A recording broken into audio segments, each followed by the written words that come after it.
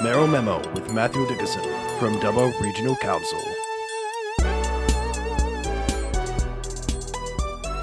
12 minutes away from 8 and at 12 to 8 in the morning. Dubbo Mayor Matthew Dickerson, good morning, sir. Good morning, Kerry. Good to be chatting to you. Good to be talking to you too, by the way. A big announcement, which we've been talking about earlier on this morning, actually. $128 million from the state government. Penny Sharp in your area over the last week or so. This is a big announcement, isn't it?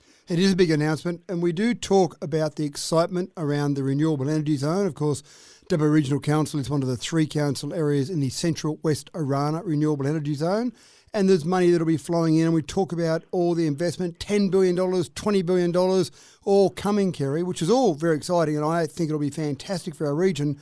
But some people say to me, well, I'm not seeing any of that money yet. And you see dribs and drabs at this stage, but it hasn't all really kicked off.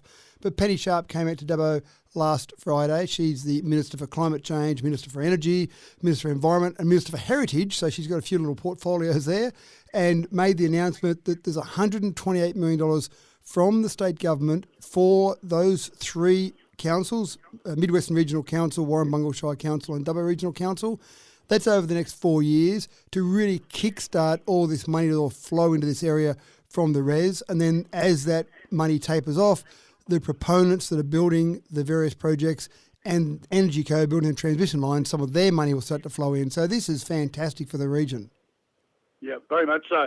And as an add-on to that also, right, the state government through education and that are looking to put out, amounts of money to attract teachers to the area as well. 2 different programs they've got. One of the programs essentially is between $20,000 to $30,000 where you are, and I think Dubbo qualifies about $25,000.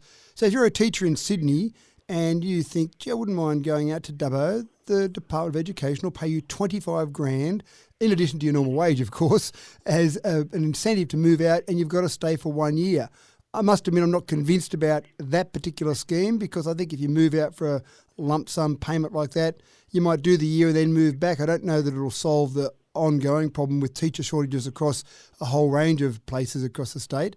The other one I do like, though, a new one that was just announced, is more a training, more a scholarship type program, I think you'd call it. And there's a few variations there, but it's got $30,000 to help you with your education or to help you go into a teaching degree, and then you get that paid back over a period of time. You've got to be then in the teaching industry for a couple of different changes there, but 3 years or 4 years. So it sounds like a good old-fashioned scholarship, which I do like that idea, because it's going to put you in the industry for a bit longer rather than just a one-off payment for 1 year.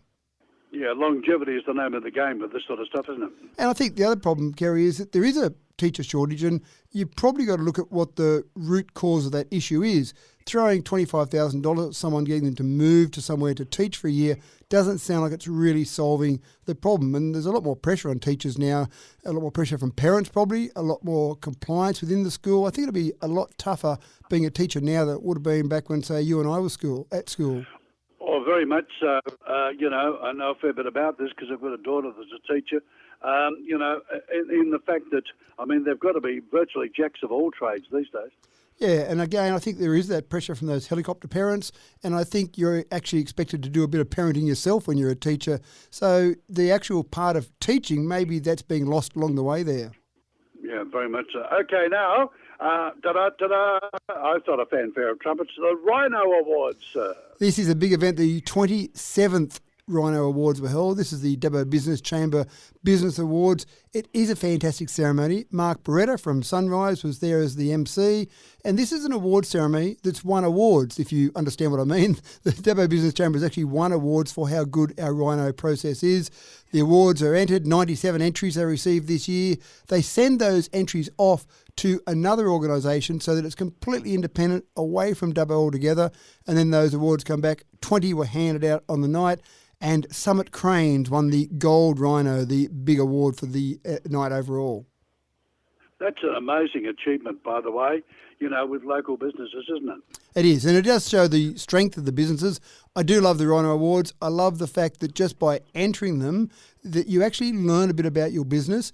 but it shows the strength and the resilience in our business community. It is a big night for the business community. Many businesses buy a table for their staff to come along and just enjoy themselves. And lots of people you see in business, in a business scenario, suddenly you can see them in a casual environment, and it's much nicer just to be able to chat about nothing in particular rather than always be focused on business. Yeah, very much so. Anything else happening, sir? Oh, lots of things happening, yes, absolutely. So you've got some other discussions that I had with our tourism guide. So we launched our new visitor guide last week, and actually a few journos out of Sydney have picked up on this. The strength in our tourism sector at the moment is incredible. 1.259 million visitors last year, $380 million in our economy. And when we compare year on year, and yes, it is coming out of COVID, so we've got a bit of a natural boost there, but you've got to capture that. We've had a 104% increase year on year in our day trippers, a 54% increase in our overnight visitors, and 30% increase in our expenditure from those people visiting. The thing that I really want to focus on, which I remember when I first became mayor, Kerry, it was a much lower number, and I'm trying to keep increasing this number. The average night stays is 2.2. And when I started, I think it was about 1.4. So it's been slowly increasing as we've got more tourism offerings.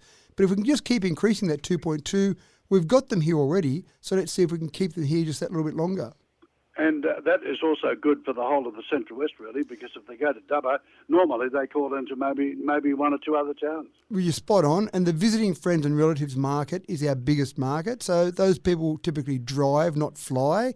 And then when they're driving, they've got to drive typically, if they're from Sydney, through Bathurst and through Orange. And so I get excited when I see anything like the Bathurst 1000 or like the Tamworth Country Music Festival. Anything that brings people to regional areas, we've all got a chance of getting a little bit of that pie. So if they come and visit the zoo, they might call through Bathurst and spend a bit of time there. So it's good for the whole region. Yep. Thank you, sir. You have yourself a wonderful week, and we'll catch up. Thank you, Kerry. Thanks, mate. There we go. There's Matthew Dixon.